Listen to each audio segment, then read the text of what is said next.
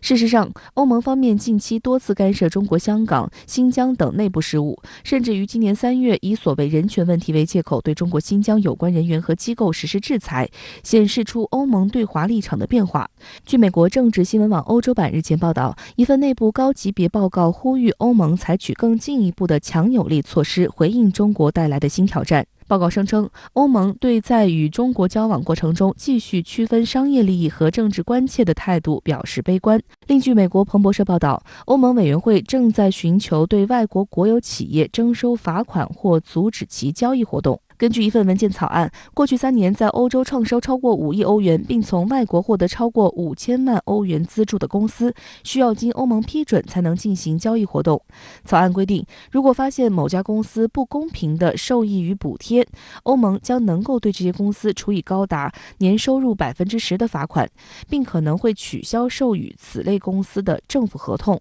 彭博社指，文件虽然未有直接提及中国，但却是欧盟对日益增长的所谓中国经济威胁几乎不加掩饰的回应。他们去推这种举措的这个背后，实际上是因为对于中国经济发展的一种焦虑也好、不适也好。但是我们同时应该看到的是，中欧经贸关系的这个主流还是合作与竞争，还没有上升到对抗的这个程度。那么在这个前提下，我们如何去把握好这个主流，然后去找到双方合作与竞争的这个平衡点，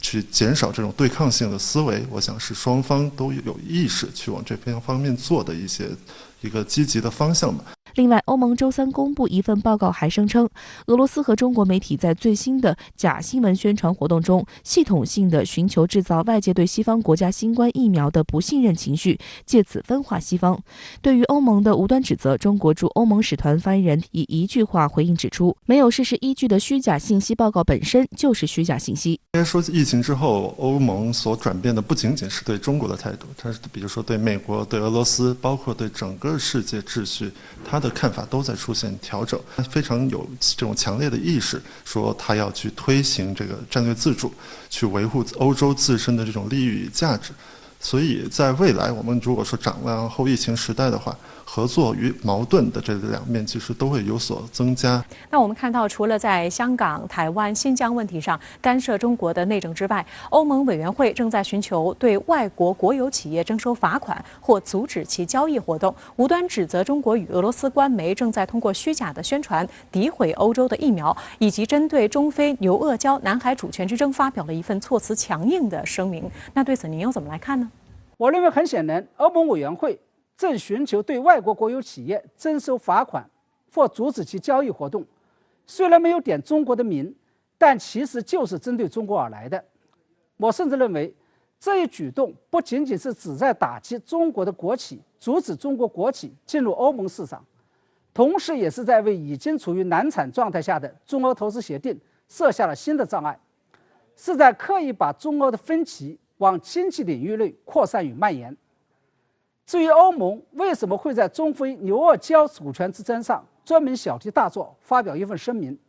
以及为什么无端指责中国与俄罗斯官媒正通过所谓的虚假宣传诋毁欧洲的疫苗，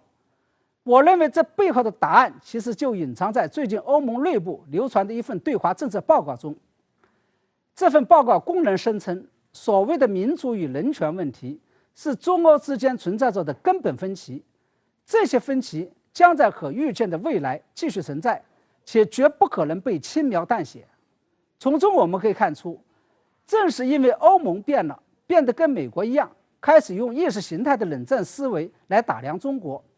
开始主动挑起中欧之间的价值观念与意识形态之争，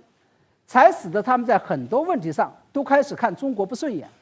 以至于在中非牛鄂礁之争以及所谓的诋毁欧洲疫苗生育问题上，对中方横挑鼻子竖挑眼，横看竖看都不习惯。好的，非常感谢刘先生在线来和我们分享您的观点，谢谢。